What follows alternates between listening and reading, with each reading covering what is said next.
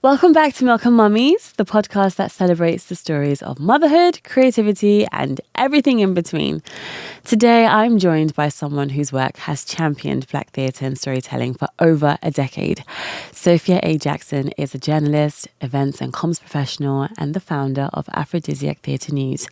Sophia's platform has been at the forefront of spotlighting African Caribbean theatre since 2008, celebrating their productions shown at theatres in London and around the UK. She's also a proud mum and a trailblazer who's balanced legacy building work with raising her family.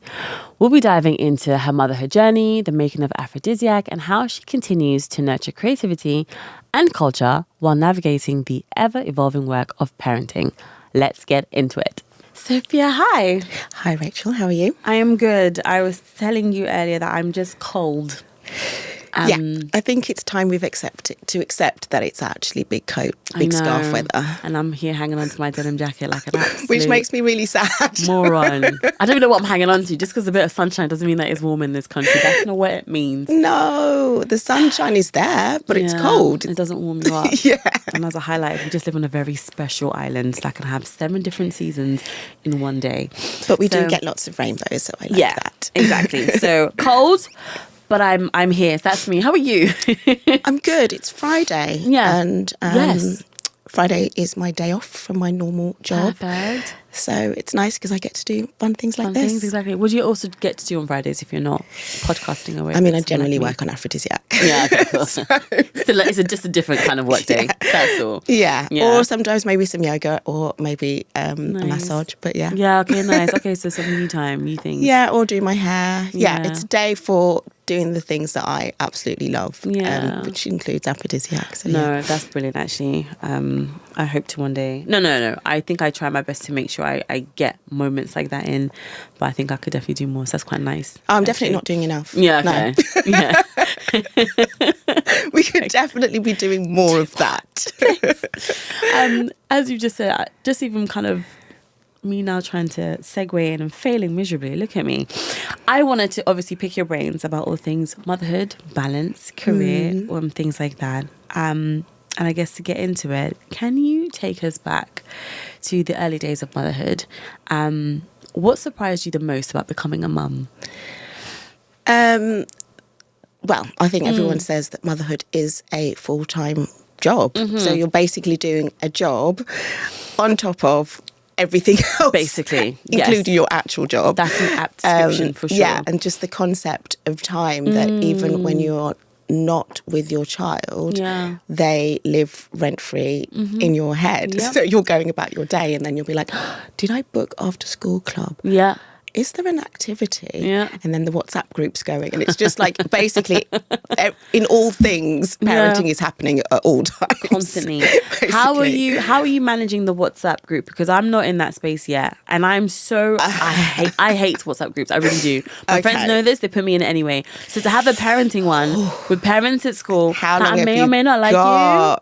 Like, do I have to be in a group with you? You absolutely do have to. Gosh, so this week I was, because my daughter is in year 6, Maya, and this week I got added to the year 6 leavers WhatsApp group. So that WhatsApp group exists alongside her class WhatsApp group. Some of the information is exactly the same with the same people. Great. So it's just I'm a already duplicate annoyed. of like. And also because it's year 6, I don't want to miss anything. So I'll kind of have my WhatsApp groups, and those groups can't be archived because I need to know what's going on. But Nina, shout out to Nina, who recommended me for your lovely podcast. Yeah. Nina and I are constantly having bants about the school group. WhatsApp groups. Yeah. And also there's loads of like content on TikTok and stuff about it as well, because it's just it's the trenches. Because but also it's sometimes a lifeline, because it's like even today, it's wear red for anti-racism. Oh, so then okay. It's great, but then you're like, oh, I forgot. Yeah. But your red top's in the wash. What are we doing? Can burgundy work? So then you've got all of that, but you need the WhatsApp groups, but they Okay. can be quite overwhelming, especially when it's the, hi, do you have Sarah's jumper? I don't. No, I don't. Which one's but Sarah? Do you have Maya's tie? Like, and so it can be those crazy conversations, but then Okay. you've also been the parent that's like, my child didn't come home with her coat. And then it's like, oh, yeah, it's the same as blah, blah's coat. We have it. We'll bring it into... Okay. So it's just a madness of conversations about minutiae, but really essential things at the same time. So they're necessary. They're necessary. I'm just so looking forward to it. And out of me and my partner, I know I'm the person who'll be like navigating that space, because Max will ignore a WhatsApp and he's got other things to do. Even if it's sleep, he's got no interest. So I just know it's going to be part of my things to do. You can't avoid it. But I also was the parent. I was so keen when Maya was in reception. I was like, I will be the person that is the class rep. So then that comes with a whole bag of responsibilities. Nope. You've got to organise the whip round for the teacher, the card. You've got to be the person that is the liaison between all of the other WhatsApp groups. And then it became a thankless job. Like you post things in there, it'd be like crickets, tumbleweed. I'd be like, hello? Listen, I'm doing stuff for all of us. So much here. And you're literally just ignoring me. So yeah, and then I did that for 2 years and I was like, no, this is a thankless job. Oh my Some other mug can do it. I'm not ready for any of those bits. Sorry, it's clearly an issue for me already. So the fact that you mentioned anxiety's it, I was like, already there. I'm not even helping. But yes, you will need to be in the group. Yeah. Sorry. But okay. Well, I'll process that separately. No, but you mentioning time is such a key point. Did anyone, like your mum friends or your mum or anyone in your family who were mums already, did anyone highlight this idea of time to you at all? I mean, I think they might have touched upon it, but we all kind of had children at fairly similar ages. I've got another set of friends who had children like much earlier than I did. So I was always the one that was like, the godparent, and I would just turn up at the parties and that was it. So I didn't really know what was going on. And then I've got another set of friends who we all had children around at similar ages, and we were all just out there, figuring out. Also, because you're spending so much time parenting, you're not actually spending much time being you. So I think it is quite interesting how you how quickly you morph into motherhood. But at the same time you can leave yourself behind. Of course. No, it's true, because you get fully immersed in it. And the reason why I was asking if anyone mentioned it to you, because like my mum is someone who has zero filter and says it how it is. However, when it came to all things motherhood, it was just it's not expensive. When are you having a baby?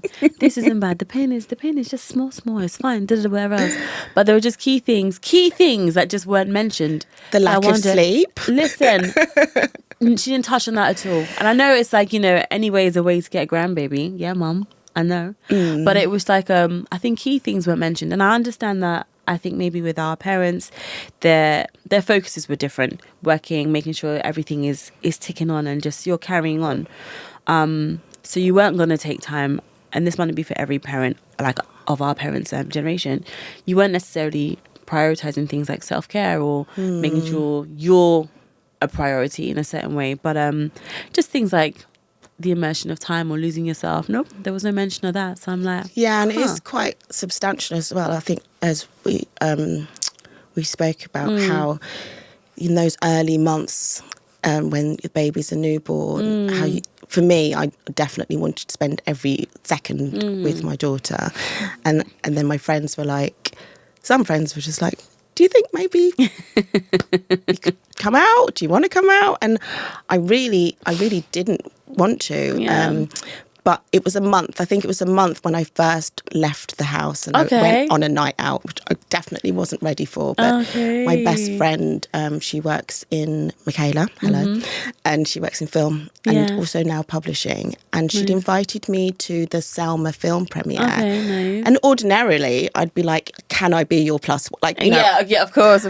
But then I had to realise that, those days are not really there, but I'm going to go. Yeah. So I went, and then I was breastfeeding, and I was just like, my boobs are so heavy. Yes. And then I remember I think we were like at the after party, and she was like, "Oh, you're doing the new mum wave," without even thinking. the new mum sway. Yeah. I was like, what were you talking about? Yeah. And it's actually a It really is. So it's like, even when I'm out, I'm like still literally parroting. Literally, in a line. If you're still for a second, in a line, in a queue, you're just swaying away. Gently swaying. Yeah, you really are. Yeah, I did try to go out. I did go out, but it was a while before I felt like I could go out and that my time was my own time. So it's like, Tanya, you just mentioned Michaela Walker. Yeah, she's coming on soon. Yay! Shout out to Nina again, I think. Exactly. Yes. Thanks, Nina. Just you touching on identity as well. So I guess, how did motherhood change your sense of identity personally and professionally? You just mentioned the personal thing, how socializing or even networking now is slightly different because of where you were at with motherhood. Yeah. I think professionally, as in I'm still very ambitious, but with my current role, what I definitely value is because I have been there for a long time, so I have the flexibility, and I think in this current time, I need the flexibility because I need to be able to come into work, but I also need to be able to work from home. I need to be able to leave to go and pick up my daughter from school. So although I'm still very ambitious, there are other things that I value about being a working mum as well. Okay. What did you find most challenging about balancing demands of your work and being present as a mum? I know you've just mentioned that a little bit as well, but to expand. The challenging is it still seems to go back to time because we can't be... There was an issue recently where I think I needed to be in 3 places. Love it. Perfect.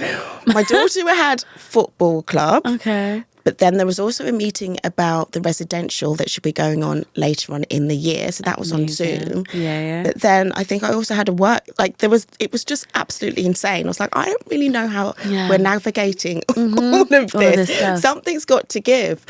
I think being able to juggle. So I have, there's Maya, then there's my day job, which is also really demanding. Then there's Afridiziak, and then there's my partner, family. Yeah. So I think it's navigating and prioritising all the different things that we want to do to bring us joy, peace and contentment. That's the bit that and I know with me, Zena is now 3. So I think I'm still forever trying to find that balance. I know everybody is as well, regardless of the age of your child.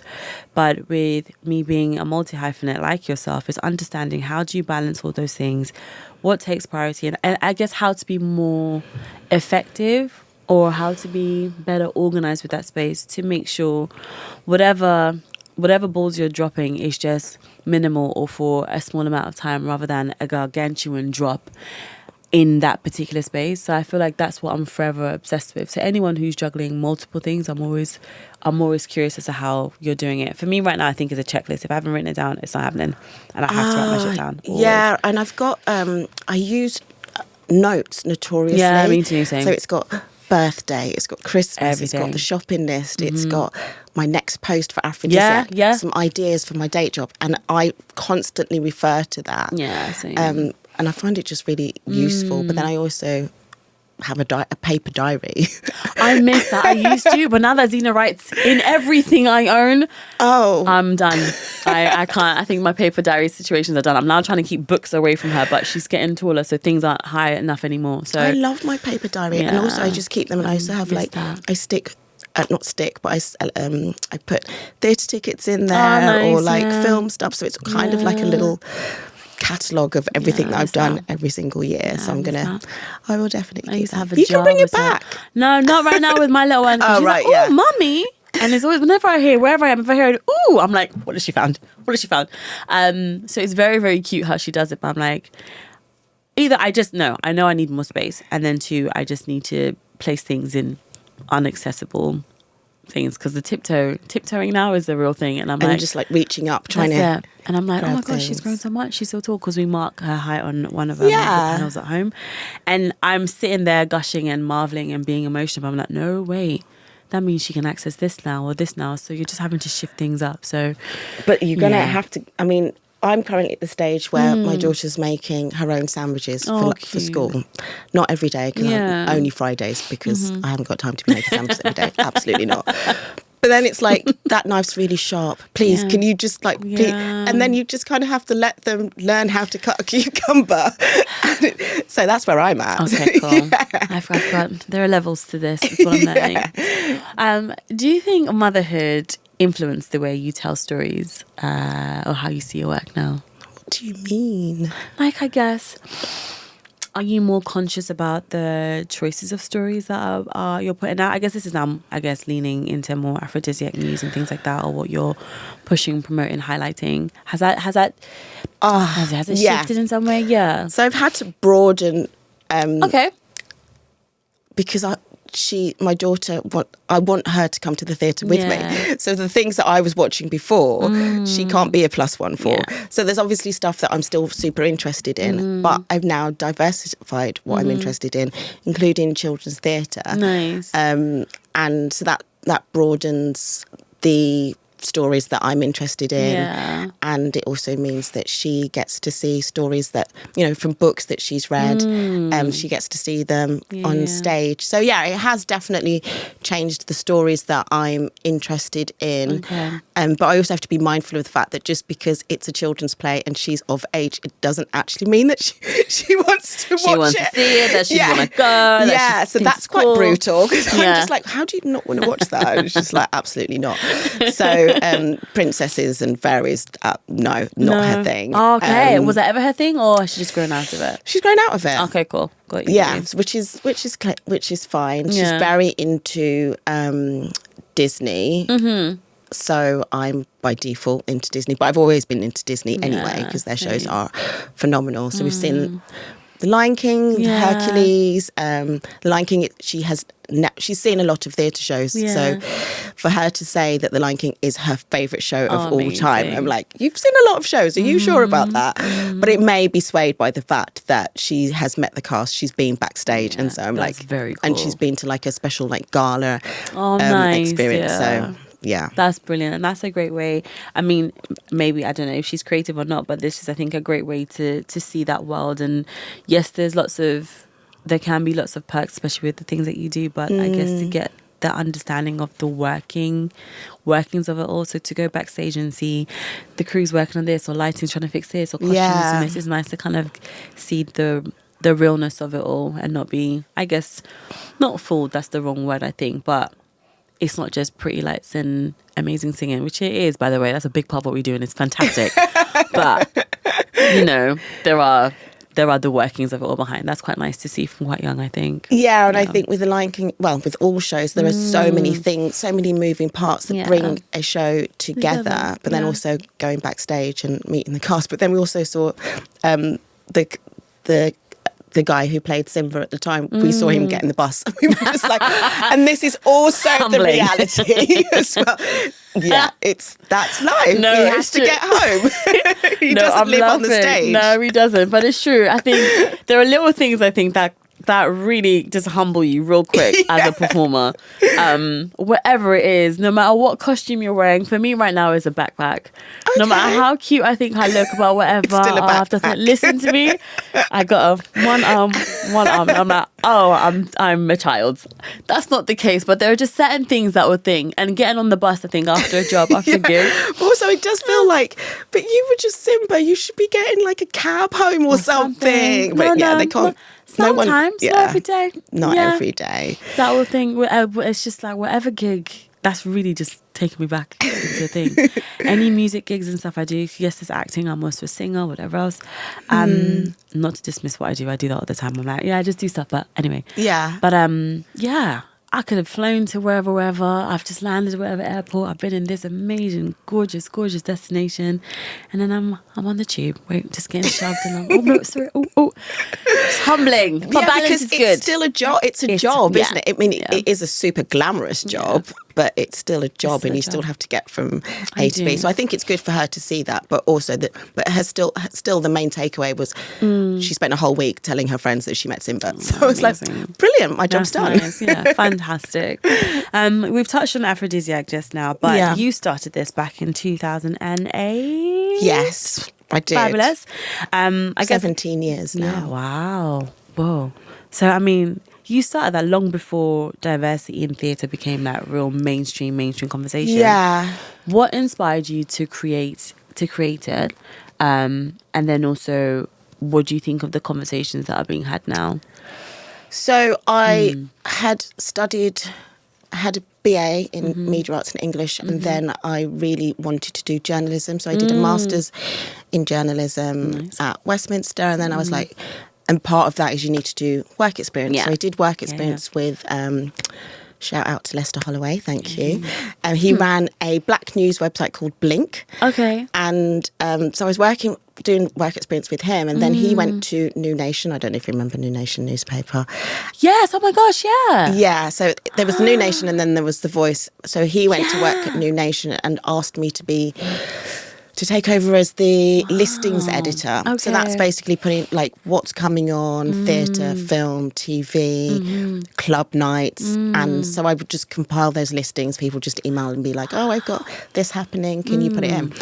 But then it went into liquidation and I was like, what am I going to do with all of these contacts that I've made? Nice. And particularly theatre, because the mainstream press wasn't giving theatre, black theatre, the prominence that it deserved. It would just take a back seat. And so I was like, okay, there's something here. I'm just going to set up my own. I'm just going to set up my own website. And my brother Basil is a web developer, so I wouldn't have been able to do it without him. And we still work together now. Thank you, Basil. Older brother, younger brother? Older, and he and I set it up, and we had all these meetings, and I didn't actually know what I was doing. I called it Afridiziak because in my head it meant in love with Africa, basically, because of the spelling is AFR. Yeah. And then, the rest is history. How are you finding the conversation about diversity in the mainstream now? With you having seen the trajectory of, I guess, where you were, what you started, and what conversations are like now? What is that? It's good because so I was alone as the only black theatre publication for a long, long time. Do you know how mad that is to be able to say that? That's nuts. A long, long time. And then I think there were other publications, but they didn't focus on theatre. So I was the only one that was celebrating theatre consistently. But then other publications have come up now. And also social media is so much more accessible, which makes theatre more accessible, doesn't it? So most of the time people find out because they knew the website or they were on the mailing list. But now you could just be scrolling and come across someone's page and be like, oh, this is happening. This is true. So it's a lot more accessible now. And whereas before I would know every single black play that was in London, I don't have the capacity to feature every single black play in London, which is amazing. That's amazing. Sad for me because I'm like, I literally can't keep up, and I can't go to the theatre as much as I used to. But it's amazing for the industry and that the opportunities are there. That obviously there could be more opportunities, but considering how it was 17 years ago, it has come a really long way. And also just seeing black plays in the mainstream sphere as well, and having black leads in shows is incredible. So it's changed, but all for the better. Yeah, that's incredible. Sorry, it's I definitely have a bit of a geek out moment with things like that. Anyone who's been able to really chart progress like in their lifetime, and I get to talk to you about it, it just really strikes me, because I think anything like that, typically you might read about it, or they're not that, whoever that person is, that company is, they're not normally accessible to you. So for you to have been able to really sort of, I remember when it was just me. That's an actual fact. Just me, by myself, having a chat. And trying to get into press nights. I remember when I first started out, like the big theatres, I'd be like, hey, I see you've got a press night coming. And they would never let me go on press night. It would always be like, sorry, we're fully booked for press night, but you can go the next day or the day before under embargo. And it was just like soul destroying.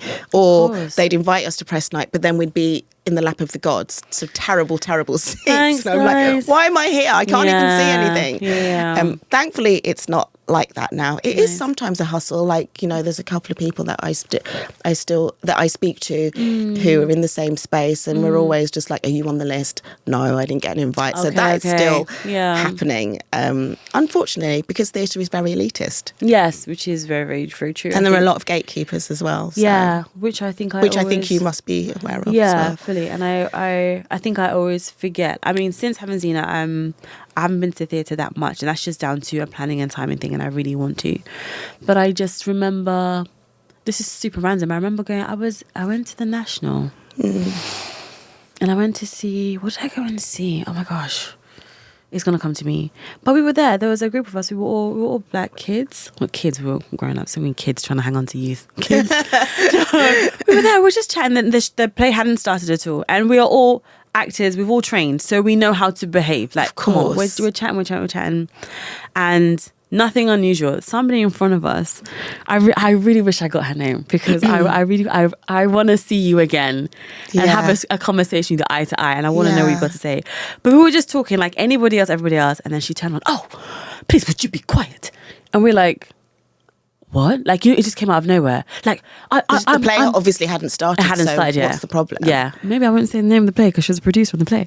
But anyway, so she's like, "Oh, would you just be quiet?" And we're like, obviously, like, what's the matter? Oh, you're eating all this, and you're making all this noise, and I'm a producer on this play, and like, what does that even mean? What does that mean? Basically, be quiet. And one of the girls like, we're actors, we know how to behave in the theatre. That's also horrible. Listen, to have to justify yourself, and it's like, if you continue to make so much noise, I'll make sure you'll never work in something again. What on earth and we were is like, going on? This is horrible. Sorry. We were sitting there like, this can't be happening right now. What? I've never heard of such thing. This is crazy. And also really upsetting. It was ridiculous to witness, because I get that you're a producer in the play, but okay. But why are you behaving like that? And it was only you out of your group of friends or whoever you were with. None of them were giving off that energy or that vibe. But you felt that you had the right to say that to us, and the space was super diverse. It was a great mix of people who were there to see the play. It was definitely a heavily white space, and I understand, and it is true that theatre is elitist, but it is. But to actually have a display like that, to kind of really I guess to really highlight that this is what it can be like, or this is what it is like, and even though you're here and you've got your tickets and you've paid whatever, you have really good seats, I can still speak to you in a certain way, which is like, yo, it's sad though, because I think theatre is trying to be more inclusive in terms of, you know, ticket prices. Yeah, things can like be, that. you know, £10 tickets. Yeah. So they're making it more affordable. But it is quite disheartening when you go to see a show that, you know, the cast is black, the writer is black, but then you look around and there's a handful of black people there. And I think it must be quite disheartening for the cast as well when they're looking out and it's like, nobody looks like me. And I also do reviews for What's on Stage, more so that I can find myself in different spaces, so it's not just Afridiziak. Got you, okay. And I often feel very out of place because it's not a black show, and they're obviously not expecting a black reviewer, and then here I am. Hello. And I look around and I'm just like, oh, this is what theatre's like, because obviously with the Afridiziak plays that I go to see, people often look like me, or the people on the stage look like me. But when you go into the mainstream, it's a reminder that we've got a long way to go. Everybody in the audience is white and everybody on the stage is white. Brilliant. Yeah, there's work to be done. Sometimes it's like, I'm glad that you've come to see, I'm glad that you're showing support and you're coming to see shows that you may not necessarily come and see. I think that's also amazing, and it's also great where if I'm in a space where it's like it is predominantly white, I'm glad that you're like, actually no, I want to come and learn. I want to come and see. It's uncomfortable, but I want to be like, I'm here. Yeah, that. So there's that mix of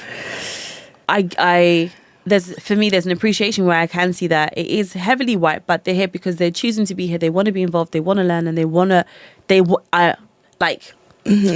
we're people, and people be peopling, fantastic. But then when it's the flip side where it's you and you're alone and you're like, oh, that same energy of like, we're glad you're here isn't the same vibe. It's like, right. Because you're not actively trying to make us feel welcome in those spaces. But with in terms of the community aspect, Nina and I started doing these theatre meetups. Yeah. Primarily, it was set up just out of the pandemic. And we were like, we all want to go to the theatre together. So Black Mums with Afridiziak, we do not as often now because we just don't have the time. But when we first started doing them, we were doing them like every month, and then we were like, okay, now we're exhausted. So we really do them like 3 or 4 times a year this year. But it's just really nice just getting, and it's mainly women as Black women, so it's just really nice us all coming together and appreciating the show and having a chat afterwards. But in terms of like what I'm also now interested in, we do panto now because that means the children can come. So yeah, amazing. Well, we have got space to be taken up. Listen, I didn't know I said we have got space to be taken up. Okay, amen. We'll see you soon. Right. So we've obviously spoken about some of the major theatres across the UK, but you've worked with some of the major theatres across the UK. What have been some of the defining moments or proudest milestones from your journey thus far? I think, well, being the first, and also often when I meet people out and about on press night, they will say like, "Oh, I only set it up because you created that space for us in the first place." So I'm really proud of that. I'm proud of the longevity, but I do feel like trying to keep up with the young bucks they're very good at social media, and I'm just like, can I not just put a photo up? No, not anymore. No, I want to see you juggle, cartwheels and backflips in those social media posts. So I would say that managing to stay in the field as a whole is an achievement within itself. Setting up the meetups with Nina, absolutely love those. Just gorgeous. And some of the people that I've met along the way in the industry, actors, well-known actors, like it's been really nice just being able to meet people in real life and to talk to them and have conversations, including Maya Angelou as well. That was like I think it was just before she passed away, and it was international, so it was on the phone. So I couldn't record it because it was really old school. And I think I spoke to her for like 10 minutes, but it was just the greatest 10 minutes. And also, I was so I don't think I slept. Oh wow, of course. First of all, it's like, what if the phone doesn't work? Like, what if she can't hear me? Listen. What if my questions are terrible?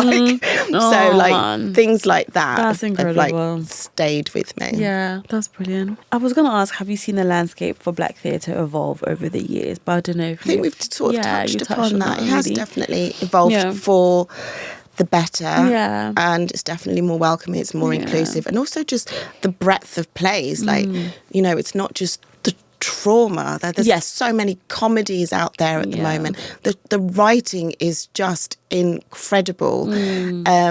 And also that theatres are not taking a chance, but they're just being receptive to the talent that's out there. And not, shout out to Shakespeare, but not just Shakespeare. Do you know what I mean? So I think it has evolved in the fact that we are blessed with such beautiful stories at the moment.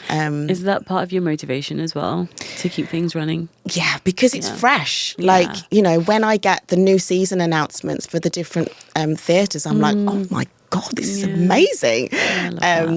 So it's definitely evolved for the better, and we get treated to such amazing creative talent in terms of the writing and the acting, and also that we're behind the scenes as well. We're doing we're doing a lot. So I'm still very much in love with theatre. That's amazing.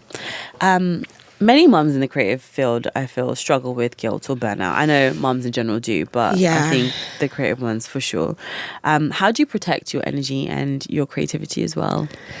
Protecting my energy, I don't think I'm very good at Work in progress. That's definitely a work in progress, because you just have to keep soldiering on, don't you? Like, if something happens, you can't just hide away or shy away.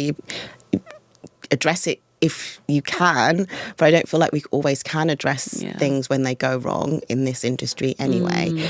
But I do have a fantastic support system. I've got amazing friends who are in the industry, who we constantly give each other the support that we need, whether it's a WhatsApp or an emergency coffee or a phone call or sharing contacts. Like, I think having a tight circle is really useful. Yeah, I agree. Could not agree more. I had a job, and normally if I whatever I audition for, if I'm like, oh, I kind of feel good about that, I might tentatively reach out for things, childcare, see if my partner's going to be around because he travels a lot for work, and we try and balance. This time around, I was like, I just didn't. Not because I didn't want the job or anything. I just didn't. And then the yeses came in so quickly, and I was scrambling for my life. I ended up having to. A friend of mine, she's a single mum. She had a job abroad, so I was with the boys. Then we stayed over. Then she had my daughter Zena. Then I went to job, whatever else. And the juggle, the mighty juggle. Listen, I had done a whole day's work before I had to get to work on set. So the importance of having, where possible, just a tight village, a tight community, or a tight group you can kind of rely on for those last minute emergency, oh my gosh, I need help, I don't know what to do moments, is so valuable. It's so key. I'm so thankful for it. And I know there are situations where people are having to create the villages as they go, or they weren't expecting to have to create a village because maybe friends and family live back home or elsewhere. So just that support is just invaluable. So it's always nice to hear that echoed with other people. Yeah, it's not just friends as well. I have to say, super grateful to my mum who looks after mine often in the evening so that I can go to the theatre or I can do a work event. Also my brother, because he will sometimes pick Myra up from school or take her to football when I can't. And also my mum, she went part-time when I had Myra as well. She was like, she would look after Myra on Mondays and Tuesdays so I could go to work. Like it was absolutely nothing that I just couldn't have asked for more support really. So I think, you do need a village, and you need to feel like your child is also, the people that are looking after your child want to do that. Yeah, you know? For sure. If ever I get a hint of, I'm like, look, it's okay, man. It's fine. You know what I mean? Good vibes, good energy, positivity. And also I want it to be fun for you and for her as well. Yeah, because she's great. It can't be a chore. Yeah. Otherwise, let's not do this. There we go. Yeah, I am 1000% the same with that. If you could go back and tell your younger self one thing about motherhood, what would it be? That it's okay. Oh, nice. Like, if you do make a mistake, it's absolutely fine. You can rectify it, and you can just not do the same thing again. So I think we can be really hard at overthinking things if something goes wrong. I remember I thought there was an after-school club that was happening up until a certain date. Okay. And I was just at work, just carrying on with my day, thinking, Maya's at after-school club. And the school phone, they were like, after-school club finished last week. And I was like, okay. I'll be there, so it's okay. Scramble. And then, my daughter was there, like the person kicking her feet at the end. Well, thankfully she wasn't alone, because other parents clearly had forgotten. But it's like stuff like that, and like all the way there, I'm just like, oh my God, panic, how could I stress, forget? And also, I pride myself in the fact that I'm so organised. I was like, this never happens to me. No, your little miss WhatsApp group management. Yeah, right? How did this happen? But Maya was fine. She was like, oh, it's fine. I was just talking to blah, blah. I mean, I wasn't that late picking her up, but it was also just like that panic, Yeah. So just to be gentle with myself, and to know that even if I do make a mistake, it's fine. Yeah. And also, you have to make mistakes to be better. Yeah. Anyway. That's great advice. Looking forward, what's next for you and Afridiziak? Any exciting projects on the horizon? Any dreams to pursue? We're due a rebrand. So I think we had a rebrand about 5 years ago, but it's I'm kind of over that now. And I definitely want to freshen it up. And like I said, I need to keep up with the young bucks with the social media. Listen, I want to see some new tricks, have to juggling, singing, dancing backwards, skateboarding at the same time, everything. Yeah. So I'm hoping to do the rebrand, and then I might diversify and not just do theatre. So that's kind of in the back of my mind. Interesting. Just to keep it fresh. Like 17 years of theatre is I feel like I've shown my commitment. I'm committed. I have done the work. Look at all these reviews and these interviews. And now I feel like it might be time to open it up a little bit. But I'm not entirely sure about that. Exciting. But yeah. Okay, that's amazing. Finally, how do you define doing motherhood your way? How do I define it? I don't know, by constantly changing the narrative. Okay. So, I might have thought that this is what motherhood looks like, but maybe it actually looks a bit different to what I thought it would be. My daughter is very, very headstrong. Okay. And she is so open and so honest to the point of, That one. did you, thanks, but also I'm just going to go and have a little lie down now and have a cry. But yeah, so I think I'm just really blessed with the fact that she's so open and honest with me. Yeah. Long may that continue. Yeah. That she makes me check myself. Okay. And I love that because then I have to really dig deep and then think about how I will do things differently the next time. Okay, amazing. Well, Sophia, thank you so much for your time. Thank you, Rachel. Was that 10 minutes? Do you remember I was like, I've only got like maybe 32 minutes of like maximum info in me about this. But no, I have no idea how long it was. Dan, how long was it? 40 minutes. Oh, 40 minutes of information. Thank you very much, Rachel. No, you're so welcome. I'm like, you sharing your story, the journey, your wisdom, your dedication to what you have built. It's so important to hear. It's so important to hear from you. And I'm glad that people are going to get to hear the story from your mouth. Thank you very much. You're very, very welcome. And as always, if today's episode has resonated with you, share it with another mom who'd love it. Tag me on socials at Milk and Mummies Podcast, and don't forget to subscribe for more inspiring stories. Until next time, take care of you and keep doing motherhood your way.